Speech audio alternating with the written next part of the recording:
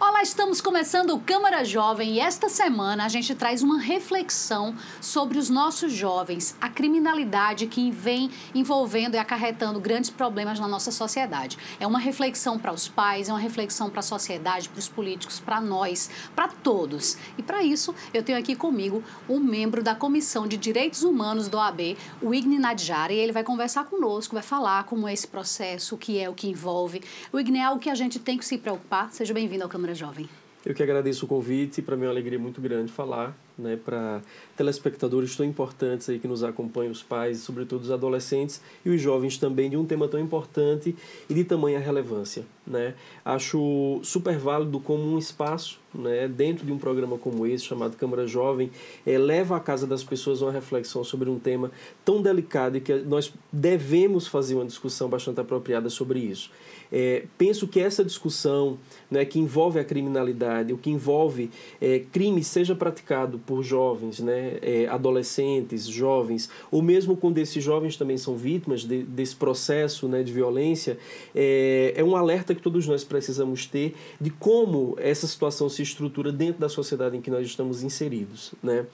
Falar sobre esse processo de crescimento da violência faz com que a sociedade toda se sinta um pouco apavorada diante dos números que aparecem, diante inclusive do que a mídia nos últimos tempos vem mostrando, e faz com que a sociedade entre meio que num estado de alerta, como se todos nós estivéssemos na mira realmente da criminalidade ou prestes a sofrer algum tipo de dano ao nosso patrimônio, à nossa vida. E os jovens e adolescentes têm sido, de certa maneira, um bode expiatório de todo esse processo. Nós também temos escutado nos últimos tempos de que os jovens são responsáveis por maior parte da criminalidade ou dos crimes praticados na sociedade. E é um ponto que nos traz uma responsabilidade de poder tratar sobre isso. Sobretudo quando os números nos dizem o contrário. É verdade. A gente tem aquela impressão, não sei se uma falsa impressão, de que cresceu a criminalidade. Você acha que cresceu a criminalidade entre a juventude ou está tendo uma divulgação maior sobre isso? Olha, primeiro é importante nós entendermos que toda sociedade num processo de crescimento, automaticamente os índices também e, de certa maneira, o fenômeno da violência, ele também acaba que cresce, acompanha esse processo de crescimento da sociedade. Talvez a forma com que esse tema é abordado, talvez tendo em vista o crescimento dos programas policialescos, nos faz ter uma impressão de que essa criminalidade, esse processo de violência, ele aumentou de maneira forte ou maior do que de fato existe, Sim, eu compreendo. Mas a gente fala, porque está sendo mais divulgado, as pessoas estão falando mais, mas dentro de casa existe ainda uma certa resistência de dialogar com o filho, com o adolescente, para saber o que é que ele está fazendo, quem são os amigos que estão andando com ele. Existe um diálogo ou você acha que esse diálogo está se distanciando um pouco? Olha, nós temos um grande desafio na sociedade moderna. Os pais automaticamente eles acabam muitas vezes, para manter os filhos com o mínimo necessário, tendo uma jornada tripla de trabalho.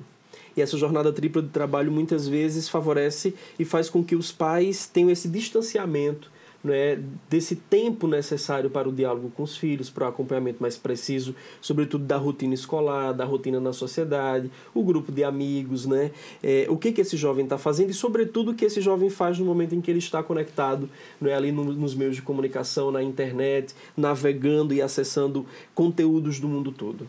É verdade. E a OAB, de que maneira ela vem trabalhando esse tema? Porque tem a Comissão de Direitos Humanos, mas também são muitas outras comissões interligadas dentro desse tema, não é? Exatamente. É importante você, inclusive, nos lembrar isso. A OAB, como uma casa da cidadania, e sobretudo leva também o nome da Casa dos Direitos Humanos, é esse espaço, inclusive, de diálogo também próximo ou direto com a sociedade.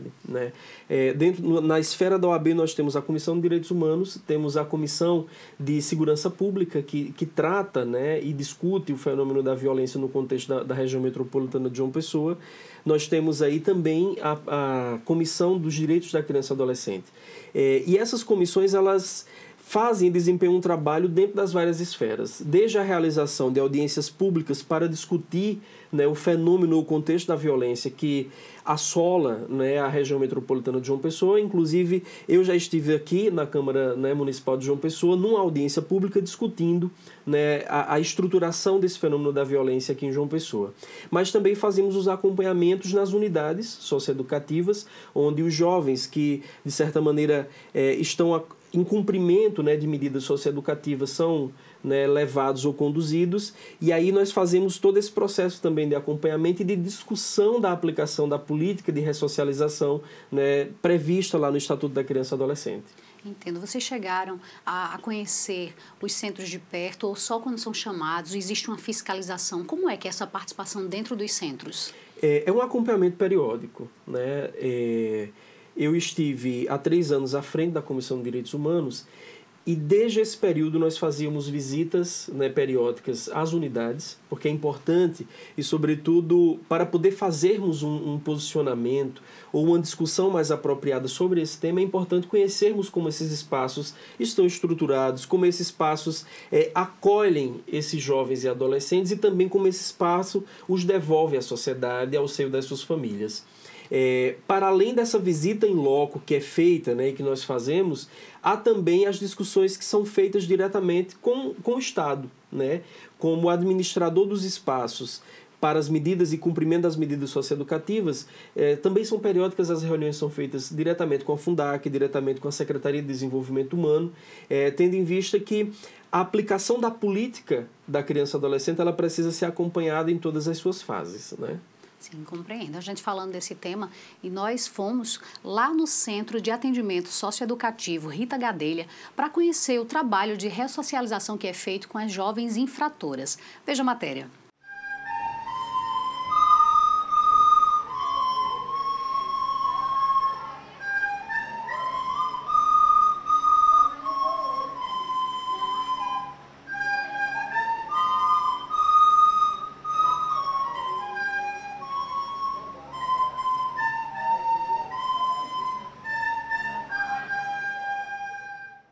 Sair de um centro socioeducativo e continuar fora dele não é tarefa fácil para muitas dessas adolescentes.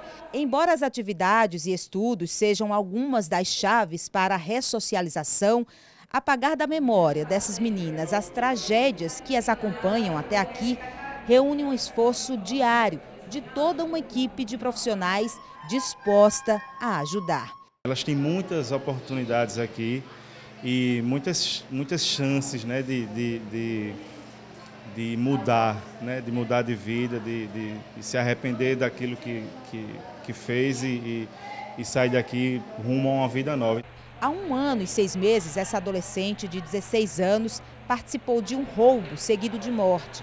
Após a apreensão, ela foi encaminhada para o centro, onde aguarda por uma avaliação da vara da infância.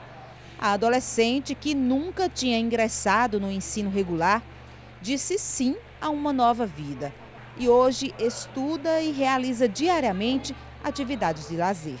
Eu aprendi muita coisa aqui dentro, porque muitas pensam que é o fim, mas não é. Aqui tem muita oportunidade, faz curso profissionalizante. Já concluí, eu cheguei aqui no 9º ano, estou no 3º ano do ensino médio. Consegui fazer uma pesquisa de CNPq da faculdade sobre o trabalho infantil. E tenho 2 cursos profissionalizantes, assim como eu e outras meninas. Tem muita oportunidade aqui dentro. Essa outra menina, também de 16 anos, responde por roubo e está há 30 dias na provisória. Tempo que, segundo ela, foi suficiente para reconhecer o erro e aprender que sonhar é possível. Mudou o jeito de eu pensar, né, de eu refletir aqui dentro. O que eu não pensava lá fora, comecei a pensar aqui dentro. Eu saí daqui e estudar para o Giramundo. O Centro de Atendimento Socioeducativo Rita Gadelha, que fica no centro de João Pessoa, tem hoje 24 internas, com idades entre 14 e 18 anos. As adolescentes cumprem medidas socioeducativas que podem durar até 3 anos, a depender do ato infracional cometido, que pode ser roubo, homicídio ou tráfico de drogas. A unidade socioeducativa ela passa temporariamente a ser a casa dessa adolescente. né? Então, ela passa por um tempo aqui, mas não é a privação de liberdade que ela deixa de ter acesso a alguns direitos. Por isso que a política socioeducativa ela precisa estar junto com as outras políticas. Então, do mesmo jeito que ela na casa dela, que a adolescente em sua casa, ela vai para a escola, ela tem acesso à unidade de saúde, ela tem acesso às outras políticas públicas, da mesma forma aqui. Então, é um trabalho que a unidade sozinha, ela não dá conta, ela precisa ter a incompletude institucional que o SINASE coloca, que as outras políticas públicas, para a gente poder avançar nesse processo de ressocialização. Bem, tá aí. Então, a gente pode ver que o trabalho de ressocialização, ele não é feito só dentro do centro, mas as famílias, elas têm que ter uma participação de forma direta nisso, não é? É verdade, né? Mas também é importante dizer que cabe a esses espaços favorecer exatamente, né, a realização das medidas de ressocialização em parceria com as famílias. Cada vez que o jovem ele se sente próximo à sua família, ou ele tem acesso de uma maneira adequada a essa convivência, mesmo durante o período, né, em que estão, de certa maneira, internos nas unidades, isso favorece muito o processo também de ressocialização e até a mudança, inclusive, na forma de ver o mundo e o aumento do desejo de poder voltar para a sociedade sem mais pensar, né, em reincidir na prática daquele crime. E existe ainda um preconceito também muito grande, né, da sociedade com os jovens, quando sabem que ele já passou por centro de ressocialização, existe uma negação até de contratar, de aceitar e de realmente trazer aquele jovem para um trabalho, trazer ele para a educação de novo, para estudos, não é? Exato. E, infelizmente, esse fenômeno ocorre e o nosso grande desafio, inclusive, é informar a sociedade da importância desse acolhimento, né? Esse preconceito que se estabelece a qualquer pessoa que estava em cumprimento de medida, né, ou mesmo em cumprimento de pena, só aumenta e favorece, faz com que ele retorne ao crime, né? É interessante a sociedade estar aberta para poder acompanhar e acreditar no processo de ressocialização. A família é esse primeiro espaço onde o jovem deve sentir-se acolhido e também acreditado, né, num processo de credibilidade de que ele, de fato, né, não voltará a cometer tais delitos e, sobretudo, a sociedade, que deve estar aberta, né, e pronta para poder amparar esses jovens e também contribuir de alguma forma para que esse jovem não pense em voltar, né, para a prática do crime. Certo. Bem, Wigner, eu vou pedir licença que a gente vai fazer um rápido intervalo, mas daqui a pouquinho a gente volta tratando sobre a questão da ressocialização dos jovens infratores, falando também sobre a questão do Estatuto da Criança e do Adolescente, o que é que ele traz, o que é que ele diz. Até já, é rapidinho, hein? Não sai daí. Câmara Municipal de João Pessoa, de portas abertas, por aqui o trabalho não para. Tem muitas atividades acontecendo e também muita novidade chegando. A TV Câmara está com novos cenários e nova programação. A gente vem com mais cidadania e novos conteúdos educativos. E a Rádio Câmara, de forma inédita, estreia com programação jornalística. Cobertura completa do plenário no Jornal da Câmara. No portal, todas as ações e os trabalhos dos parlamentares. É só acessar. Jornalismo eficaz e dinâmico diariamente. E nas nossas redes sociais. Novos conteúdos e mais interação com as pessoas. E vem mais novidade por aí. A gente se vê em breve. Até lá! Quero começar o meu discurso dizendo que, como vereador, vou priorizar a área da educação. Esse é o caminho para a construção de um futuro melhor. Queremos priorizar também a construção de mais casas populares. Afinal de contas, uma cidade só pode crescer de forma organizada quando possui o cidadão como prioridade. Vamos também Com a sua participação, os vereadores ajudam a construir um futuro melhor. Câmara Municipal de João Pessoa.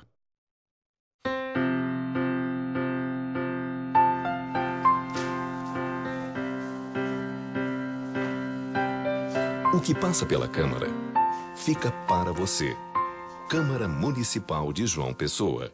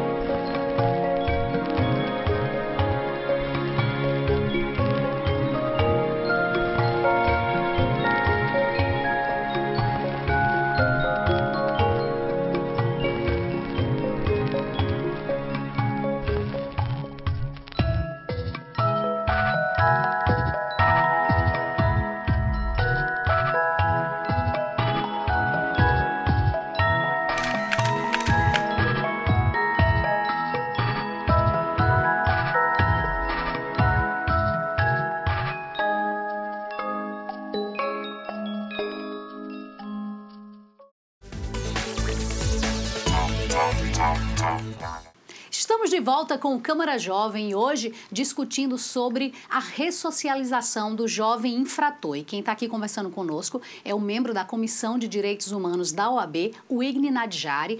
O Igni, a gente no primeiro bloco disse que ia tratar agora sobre a questão do Estatuto da Criança e do Adolescente, o ECA. O que é que ele traz com relação a esse assunto de ressocialização de jovens infratores? Primeiro, nós temos que entender e compreender que as medidas socioeducativas e as previsões que o Estatuto da Criança e Adolescente faz, ela traz, de certa maneira, um contexto diferenciado do que seria um cumprimento de pena no presídio normal para pessoas adultas.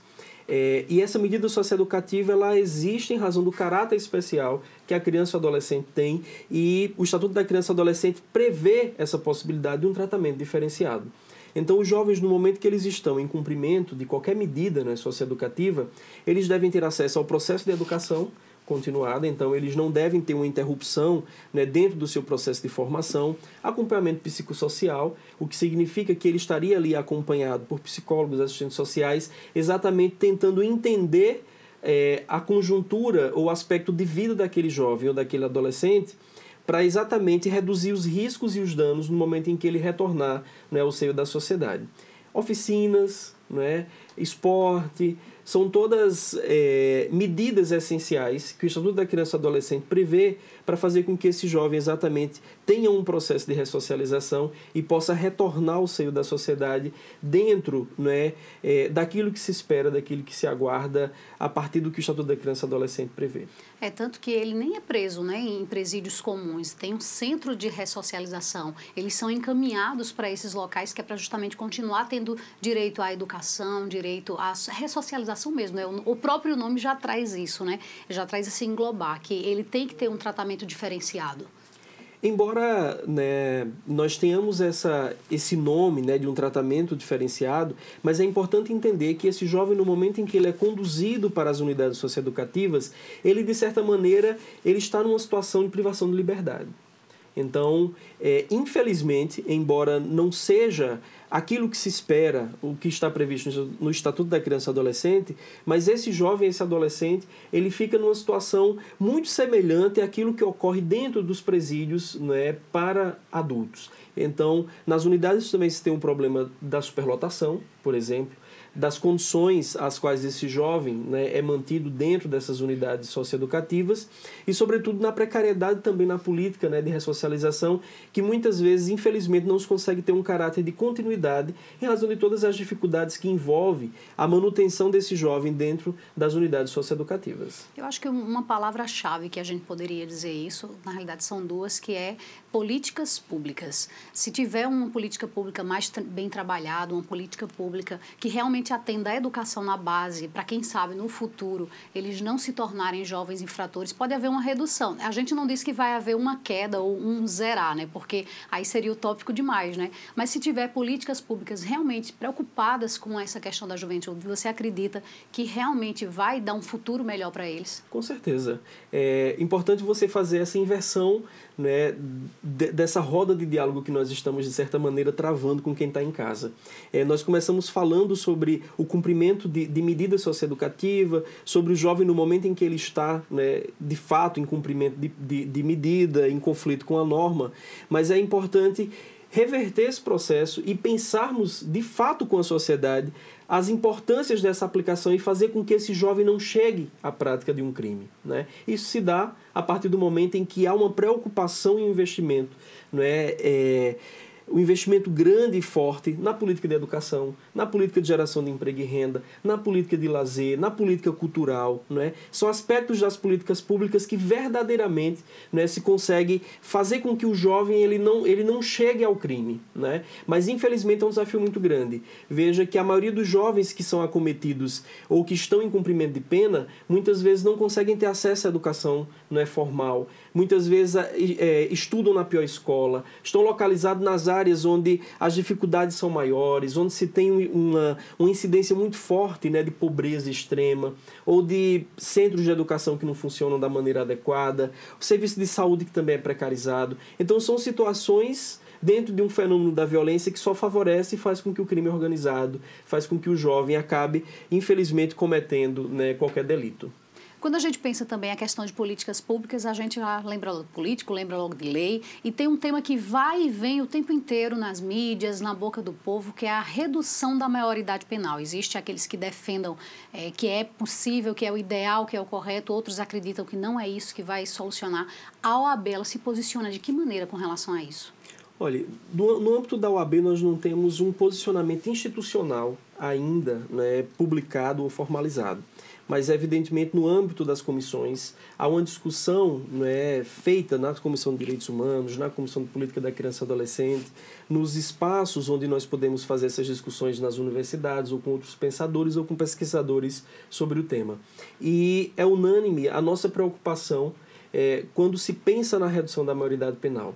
Nós temos um problema muito grande, que é esse pensar em resolver as coisas de maneira sempre assim assoberbada ou de qualquer forma.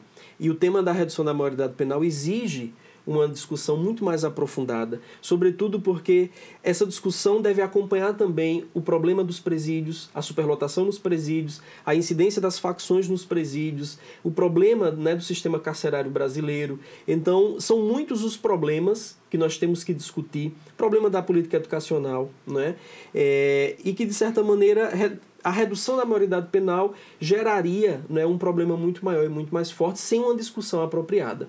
Nós somos levados a acreditar que a maioria dos crimes são praticados por jovens e adolescentes, né? Nós somos levados a acreditar que os jovens são os maiores responsáveis pelo aumento da criminalidade, quando os índices nos dizem o contrário.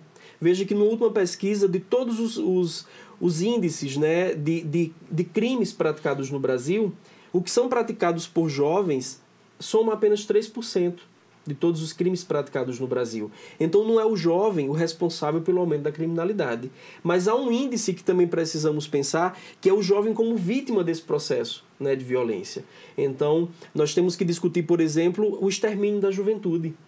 Os jovens morrem mais. Todos os mapas da violência, né, formado por pensadores, pesquisadores, fazendo um levantamento em todo o Brasil, os jovens morrem mais. E isso é um dado alarmante que deve nos preocupar. Certo. A gente conversando aqui sobre crimes, criminalidades, e a gente conversou também com o delegado Gustavo Carleto, ele que é da Delegacia do Menor Infrator, e ele falou pra gente um pouquinho sobre o que configura um crime para um menor infrator e que maneira ele é encaminhado, quem pode encaminhar, como é que é feito, né, esse trabalho de apreensão, pode-se assim dizer, de um jovem que cometeu um crime. Veja o que ele falou. Em relação a esses crimes patrimoniais, em relação à idade, fica nessa faixa entre os 14 e 17 anos, o adolescente, normalmente, a gente também faz essa entrevista, ele começou utilizando drogas, e aí daí ele vai partindo, vai evoluindo nessa escala do crime, né? Normalmente o que começa usando droga, em um certo momento, ele parte para o crime patrimonial, que seria o roubo ou o furto. Normalmente, inclusive, o mais comum seria o roubo e o roubo de celular. Muitos desses adolescentes não frequentam a escola, né? Eles têm um perfil justamente, e alguns, apesar de estarem matriculados, eles não frequentam a escola. É o que a gente percebe também na conversa com os adolescentes, que seria justamente quando ele sai do CEA, ele não tem uma estrutura de acompanhamento dele. Então ele volta para aquele mesmo meio social que ele convivia, volta a conviver com as mesmas pessoas, e essa influência das pessoas que lhe conviviam, algumas delas são criminosas, então ele termina mantendo esse contato e termina se fragilizando e voltando a cometer esses crimes, né? A reincidência, infelizmente, ainda é muito alta, e inclusive quando a gente verifica aqui, quando a gente às vezes vai cumprir mandados de busca e apreensão, muitos desses adolescentes que uma vez foram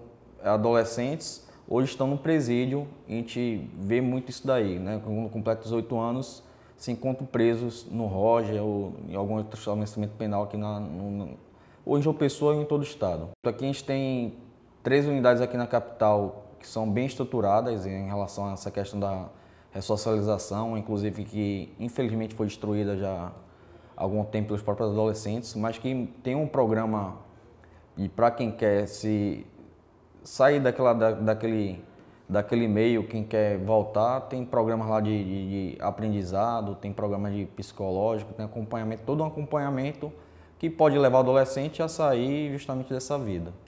Bem, muito obrigada, então, ao delegado. E a gente volta aqui. Ressocialização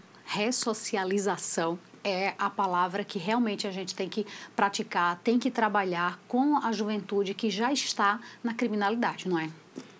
Isso. A ressocialização é o grande norte para evitarmos outros problemas ou um aumento significativo, né, nos crimes ou na prática, né, dos crimes. Eu digo sempre, em quase todas as entrevistas que eu dou, que a sociedade precisa se preocupar com o cidadão que retorna, né, das unidades prisionais ou das casas, das unidades socioeducativas. Nós precisamos fazer essa pergunta. Que cidadão é esse que retorna? E, a partir disso, entendermos a importância de um processo sério de ressocialização, seja no seio dos presídios, seja no seio das unidades socioeducativas. E assim evitar as reincidências, não é? Isso mesmo.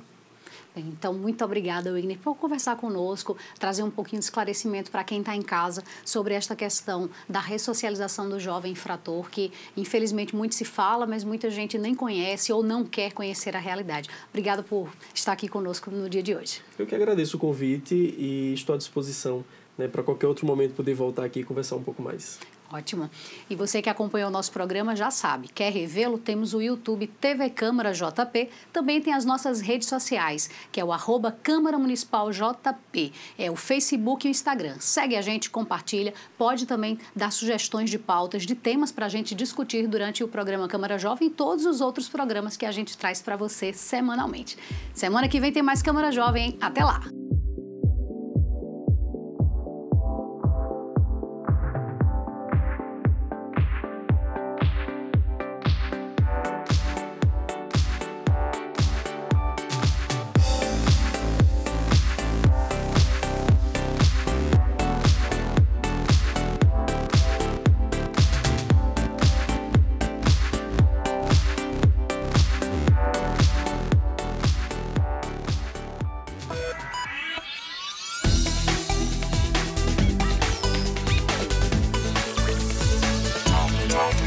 Technology.